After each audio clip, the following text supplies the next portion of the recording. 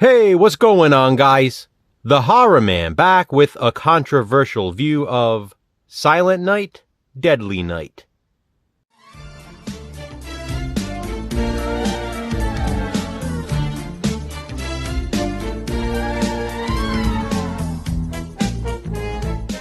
As one of the most controversial horror films of its time, Silent Night, Deadly Night is an obligatory pick for controversial view. Released in 1984, the film was pulled from theaters after only 2 weeks. People were outraged, and the release of the movie was picketed by angry parents who did not like seeing Santa Claus depicted as an axe murderer. Oddly, this wasn't even the first horror film to feature a psycho Santa. Movies such as Tales from the Crypt and Christmas Evil had already done so.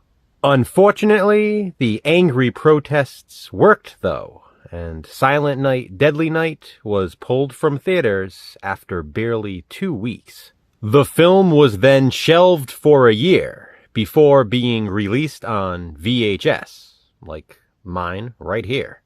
The angry parents picketing outside cinemas asked patrons to sign petitions to have the movie removed. Even the TV ads were pulled from networks since they depicted Santa Claus with an axe. On his show with Roger Ebert, Gene Siskel protested the film by reading off the names of the owners of the distribution company. He also called out the writer, director, and producer. I mean, these people were nuts. Come on. It's just a movie. Mickey Rooney, who I enjoy seeing in things, was a detractor of the film as well. Ironically and hypocritically, he went on to star in Silent Night, Deadly Night 5, The Toymaker. As if all this wasn't bad enough, a total of about 6 minutes was cut from the final film to avoid an X rating. Of course, the movie was later released uncut on home video. Jason and I actually watched the uncut version on the Scream Factory Collector's Edition Blu-ray in preparation for this controversial view. We know this is a popular controversy about which most people already know, but it just didn't seem right to not include Silent Night, Deadly Night in this controversial view series. And with Christmas right around the corner, we felt this was the perfect time. Now, for those of you who somehow still haven't seen Silent Night, Deadly Night, don't get hung up on the controversy. This is a really good slasher film, and a clever one at that. I think people tend to focus only on the controversy and fail to realize how smart this movie is. It's not a psycho Santa for the sake of being a psycho Santa. There is a psychological aspect to the film. There's a good reason why the killer dresses as Santa in this one. In addition, this movie is very festive. It has a great Christmas feel.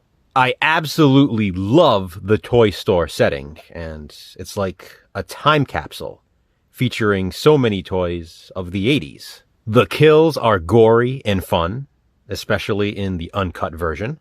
And there is plenty of gratuitous nudity in Silent Night, Deadly Night, including from Scream Queen herself, Linnea Quigley.